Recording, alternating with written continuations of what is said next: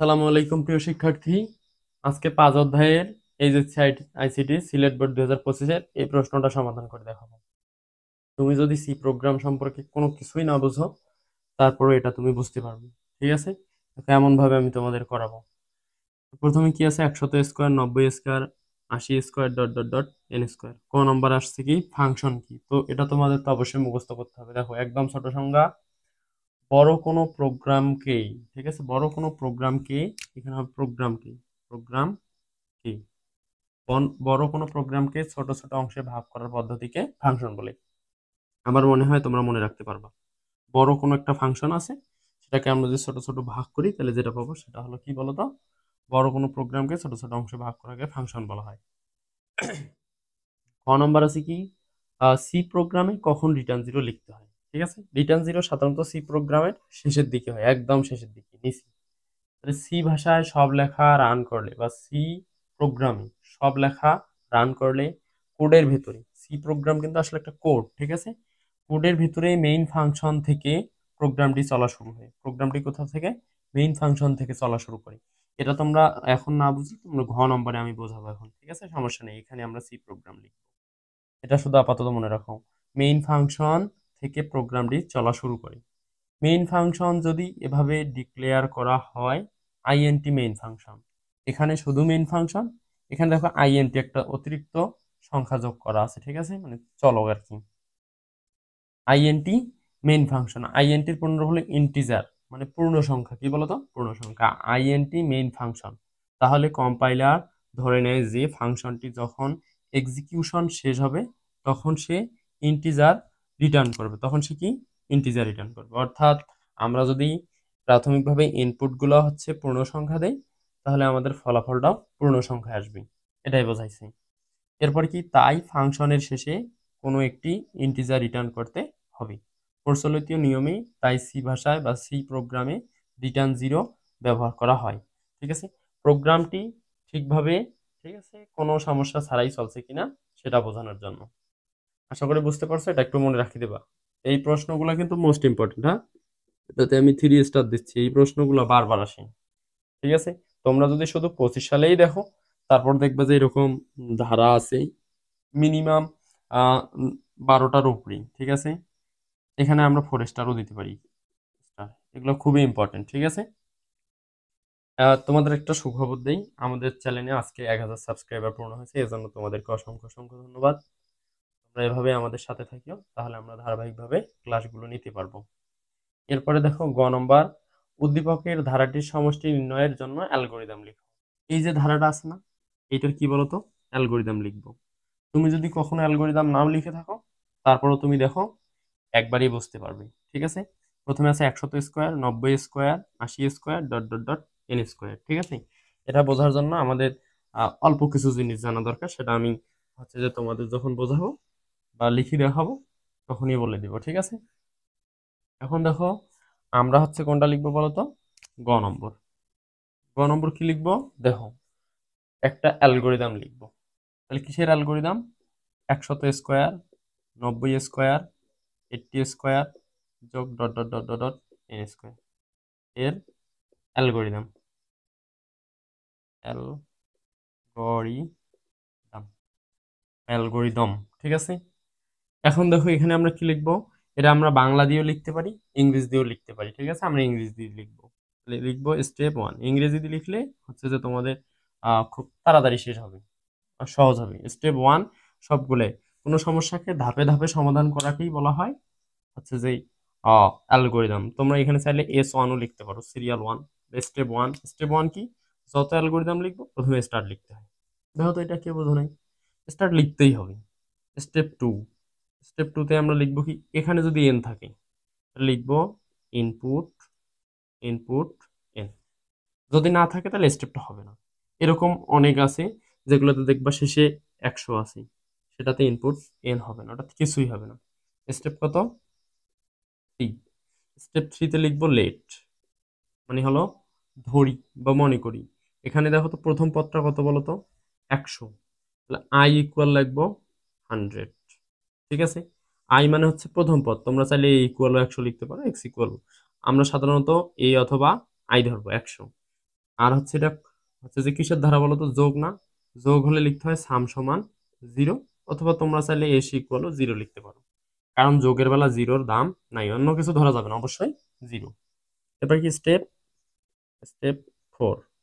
Step 4 লিখতে হবে while, মানে এখানে আমরা শর্ত দিব। হোয়াইল মানে যখন আই, দেখো এটা কি আছে বলো তো, আস্তে আস্তে ইনক্রিজ ডিক্রিজ হয়নি, কমে নেই, 100 পর 90, 90 পর কত, 80। তাহলে while I greater than equal N, ঠিক আছে। যদি এটা বৃদ্ধি পাইতো, মনে করো যে এই পাশে আছে 1 2 3 4 ডট ডট ডট এন, তাহলে I less than equal N লিখতাম। যেহেতু এটা বেশি থেকে কমে গিয়েছে, সেহেতু এই চিহ্নটা হবে এদিক। আশা করি বুঝতে পারছো। যদি এম, কম থেকে বেশি হয় তাহলে চিহ্ন হবে এদিক, আর বেশি থেকে কম হলে হবে এদিক। এখন যে কোনো শর্তের একটা ইয়েস থাকে, একটা নো থাকে, ঠিক আছে। মনে করো তোমাকে বলা হলো তুমি কি ভাত খেয়েছো, তো তুমি কি বলবা? যদি খাও তাহলে হ্যাঁ, আর না খাইলে না। যে কোনো প্রশ্নের কয়টা জবাব থাকে? দুইটা। তাই এটা একটা শর্ত, এটা কি বলতো, শর্ত। শর্তের দুইটা অ্যান্সার থাকে, একটা হলো ইয়েস, একটা হলো নো। মনে রাখবা, এই যে হোয়াইল আছে না, শর্ত, শর্ত যদি ইয়েস হয় তাহলে নিচের ধাপে যায়, কোথায়? নিচে। তাহলে গো টু স্টেপ, বলতো কোন ধাপে আছি? 4, তাহলে স্টেপ নিচের ধাপে মানে 5।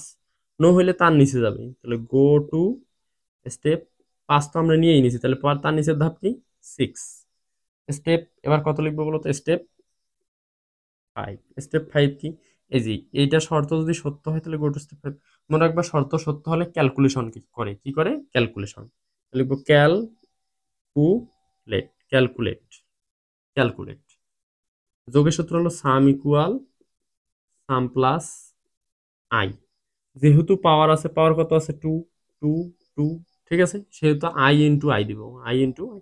যদি 3 3 থাকে, I into I into I. 4 যদি থাকে তাহলে I into I into I, মানে 4টা আই দিব, ঠিক আছে। এরপর কি দেবো? অ্যান্ড কত কত করে কমছে? 10 10 করে, তাহলে আই ইকুয়াল আই মাইনাস 10। যদি বৃদ্ধি পাই তো 10 10 করে, কথার কথা, তাহলে কিন্তু I equal I plus 10।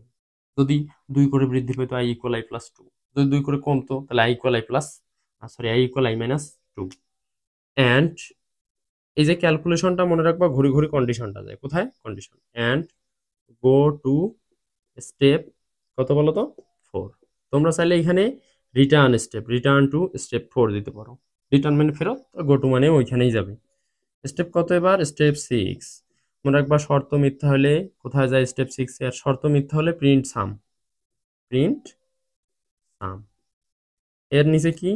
Step 7, প্রিন্টের নিচে সাধারণত স্টপ, ঠিক আছে। এই যে এই শর্তটা ঘুরে ঘুরে কোথায় যায়? এখানে, ঠিক আছে। শর্ত ঘুরে ঘুরে, সরি, শর্ত যদি ইয়েস হয় তাহলে পাশে যায়, মানে নিচের ধাপে। আর যদি নো হয় তার নিচের ধাপে। শর্ত ইউজ হলে ক্যালকুলেশনে যায়, ক্যালকুলেশনটা সবসময় শর্তে যায়। আশা করি বুঝছো। আর একটা জিনিস তোমাদের বলে রাখি, এখানে যদি আমরা সাম ইকুয়াল 0 না ধরে এস ইকুয়াল 0 লিখতাম, ঠিক আছে, যেটা আমি তোমাদের আগে বলছি, তাহলে যেখানে এখানে সাম লিখছি সেখানে সেখানে এস লেখা লাগতো। তাহলে S equal S plus I into I, I equal I minus 10। এখানে লেখা লাগতো প্রিন্ট এস, তার নিচে লেখা লাগতো স্টপ। আশা করি এটা বুঝছো। যদি না বুঝো অবশ্যই আমাকে কমেন্টে জানাবো, আমি একদম ক্লিয়ারলি বোঝানোর চেষ্টা করব। এরপর দেখো ঘ নম্বর বলা আছে কি?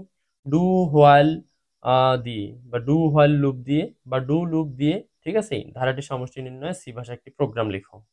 মানে ডু হোয়াইল থাকতে পারে, এরপরে নিচে বা পাশে পাশে হাবড়ি জাবড়ি অনেক কিছু থাকতে পারে, ঠিক আছে। তাহলে আমরা দেখবো কি, এই যে ডু হোয়াইল, এটা কি বলতো, এটা দিয়ে আমরা হচ্ছে সি প্রোগ্রাম লিখবো। কি লিখবো? C program. দেখো আমি তোমাদের একদম সুন্দর করে একটা লিখে বোঝাচ্ছি। তোমরা যদি একবার দেখো সি প্রোগ্রাম, তাহলে এরকম সি প্রোগ্রাম অনেকগুলা কিন্তু করতে পারবা। আর এই প্রশ্নটা যে এত গুরুত্বপূর্ণ, ঠিক আছে, বলে বোঝানো সম্ভব না। দেখো আমরা কি লিখবো? ঘ নম্বর। ঘ নম্বর কি, ধারাটা একটু লিখে রাখতেছি, তোমরা না লিখলে সমস্যা নেই, ডিরেক্ট সি প্রোগ্রাম শুরু করবো। এরপর কি আছে? এন। সি প্রোগ্রাম লেখার মূল শর্ত হলো প্রথমে লিখতে হবে হ্যাশ ইনক্লুড, লিখতে হবে stdio ডট এইচ, এই লাইনটা লিখতেই হবে। ক্লিয়ার? আশা করি বোঝাইতে পারছি। এরপরে উপরে যদি পাওয়ার থাকে কখনো, পাওয়ার, তাহলে এখানে আরেকটা লাইন লিখে নিবা, hash include math dot H, math dot H. এই লাইনটা না লিখলে হয়, কেন লিখতে হবে, কখন লিখবো না, ঠিক আছে। এটা আর 2 লাইন লিখলেই তোমরা বুঝতে পারবে। এরপরে এই জায়গাটা লিখতে হবে আইএনটি মেইন ফাংশন। এই যে তখন খ নম্বর বলছিলাম না আইএনটি মেইন ফাংশন, এই জিনিসটা হয়েছে ওই জায়গা। বুঝছো, এগুলো সব পূর্ণ সংখ্যা। Int main function, second bracket কি দিতে হবে, সেকেন্ড ব্র্যাকেট এখানে লিখতে হবে আইএনটি মানে পূর্ণ সংখ্যা। আইএনটি মানে কি, পূর্ণ সংখ্যা। এরপর আই এর মান কত বলো তো, প্রথম পদ 100। এরপর বলো তো এর কিসের ধারা, যোগের ধারা, তাহলে সাম ইকুয়াল টু 0। এরপর কি শেষে এন আছে, ঠিক আছে, তাহলে এন কিন্তু আমরা এখানে লিখব। যদি শেষে এন থাকে তাহলে এখানে দুটো লাইন হয়, একটা লাইনের নাম হলো প্রিন্টএফ, ঠিক আছে, আর একটা লাইনের নাম হলো স্ক্যানে। এই দুইটা লাইন হয় যদি এন থাকে। এন না থেকে যদি কোনো সংখ্যা থাকে তাহলে এই দুই লাইন হবে না, একদম এর পরে যে লাইনটা লিখবো ওই লাইনটা হবে। তাহলে প্রিন্টএফ কি হবে, প্রিন্টএফ হবে ইন্টার দা, এটা যেহেতু লাস্ট নাম্বার, ঠিক আছে, তাহলে enter the value of N অথবা ইন্টার দা লাস্ট নাম্বার অথবা enter the last number of the series. তাহলে ইন্টার দা লিখতেছি লাস্ট, লাইন শেষ সেমিকোলন। মনে রাখবা এই সেকেন্ড ব্র্যাকেট টু যতক্ষণ প্রোগ্রাম শেষ না হয় সব লাইনের শেষে একটা করে সেমিকোলন হবে। স্ক্যানএফ এখানে লিখতে হবে পার্সেন্ট ডি, কারণ এগুলো সব পূর্ণ সংখ্যা। পূর্ণ সংখ্যা হলে পার্সেন্ট ডি কয়টা বলো তো, একটা এন আছে, এন এম এল যদি থাকতো তাহলে 3টে পার্সেন্ট ডি হতো। চলক যেহেতু আছে একটা পার্সেন্ট ডি, এটা অবশ্যই কোটেশনের ভেতর থাকবে, তারপর কমা, তারপর একটা অ্যাম্বারসেন্ট, তারপরে দিতে হবে এন, নিয়ম এটা, ঠিক আছে। এরপরে এই জায়গায় দিব ডু, কি দিব, ডু, ডুর পর দিব আর একটা সেকেন্ড ব্র্যাকেট। এরপরে এখানে আমরা যোগের সূত্রটা যে লিখছিলাম ওই লিখতে লিখবো, সাম ইকুয়াল টু সাম প্লাস পাও, পাও মানে পাওয়ার, আই কমা পাওয়ার কত আছে, আই এর পাওয়ার 2, ঠিক আছে। এই তো এই লাইনটা যদি আমরা না লিখে এটার বদলে যদি বা এটার পরিবর্তে যদি আমরা এইটা লিখতাম, সাম equal to some plus I into I, ঠিক আছে, যদি এইটা লিখতাম তাহলে এই যে hash include math dot H এর কোনো দরকার ছিল না। তোমরা চাইলে এইটা লিখতে পারবা, এইটা লিখলে এই লাইনটাতে কোনো দরকার নাই। আশা করি বুঝছো।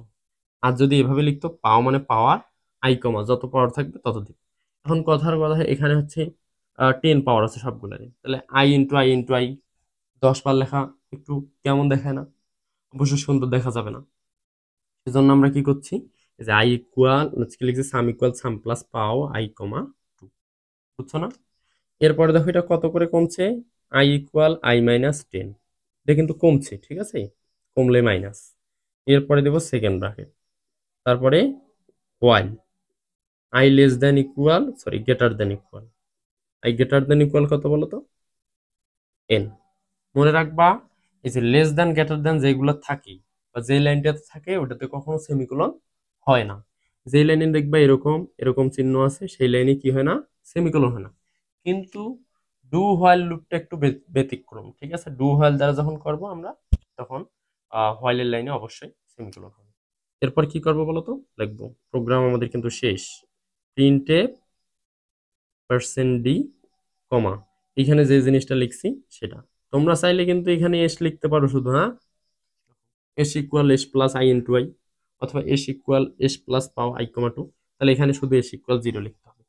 এরপরে কি রিটার্ন 0, এই দেখো প্রোগ্রামের শেষের দিক বলছিলাম, প্রোগ্রামের শেষের দিক কি বসে, রিটার্ন 0 বসে, ঠিক আছে। আশা করি খুব সহজেই বুঝতে পারছো। যদি কোথাও সমস্যা হয় অবশ্যই কমেন্টের মাধ্যমে জানাবা।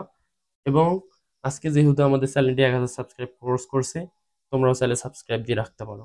ধন্যবাদ।